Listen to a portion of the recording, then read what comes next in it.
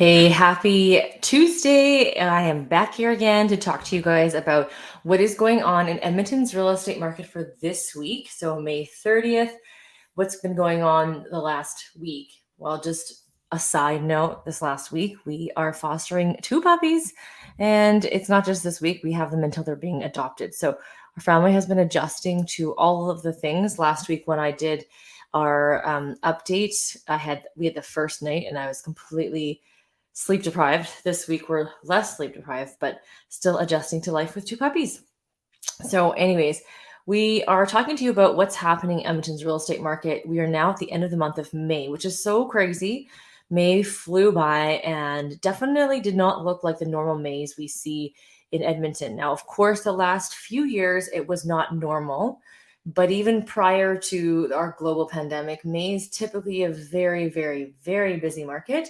And we just saw regular kind of movement. We didn't see a whole lot of urgency.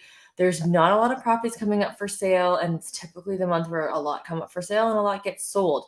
But this month, it did not do that compared to the previous year. So if you take a look at sales, um, we had in May, oops, this is the wrong one. That's from last year. So let's take a look at what was active.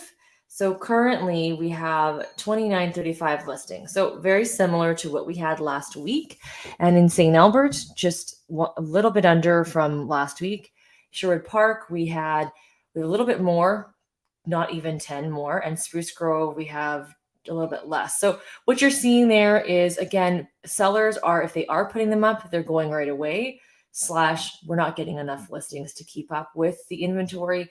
Now, inventory typically is almost double this amount. So that means that we still have more of a seller's market when it comes to that. However, there's a lot of sellers that are still thinking their houses are worth more than they are.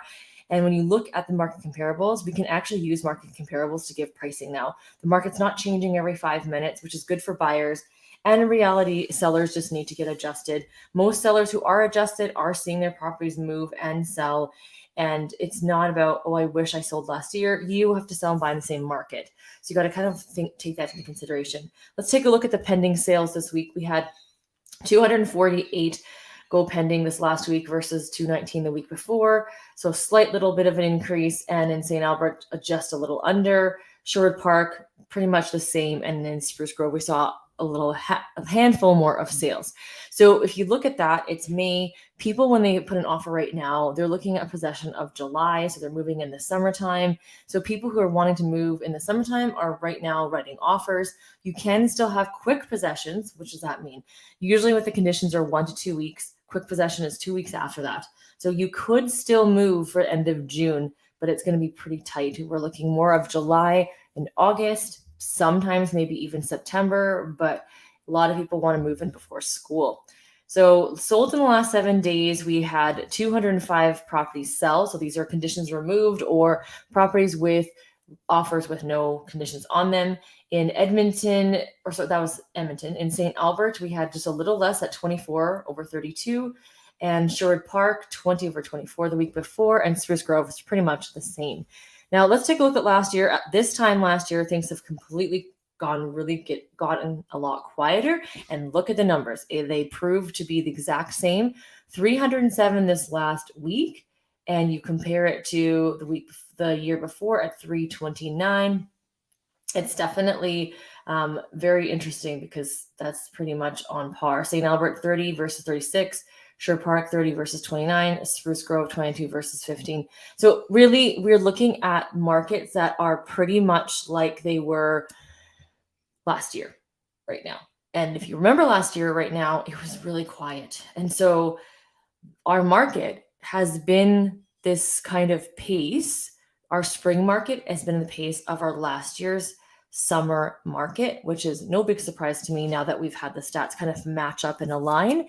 And we are now entering summer. So does that mean the market's going to get slower? I don't necessarily think it's going to be slower. I foresee that we potentially could continue pace that we've been at for the next few months. And then I do think it might slow down again in the fall because that's a typical slowdown time, and winter again, slow down. So what does that even mean? It was so quiet last winter. It was really, really quiet. So if you are looking to sell your house, you don't want to wait until fall to hang on for a few more months. If you wait till spring, there's no guarantee that it's going to spike up. It's probably going to get busier, but I would not see that the pricing is going to spike up because it really hasn't changed much since last June to now. We saw a decline in the winter months, and then it kind of come back to where it was last summer in the spring. So really, if you were in the summer waiting for spring to happen again, the only change that probably would have happened is that you would have adjusted in terms of your pricing expectations, and there was more buyers out in the springtime, so you could actually sell compared to summer and winter because the months start to get slower. So if you're thinking about selling, highly recommend you do that sooner than later. And if you're looking at buying and you have the time to wait and you want to just wait until the winter, you can do that. But keep in mind, look how low the inventory is already. We only have under 3,000 listings, and I'm guessing in the fall, I wouldn't be surprised if we're in the low 2000s, which is even less than we have now. And that's not going to really help you get a better deal because there's less available. So if there's only one of the properties that you like for sale and there's 3 of you, even though there's not 10 of you, you're still going to end up going into multiples.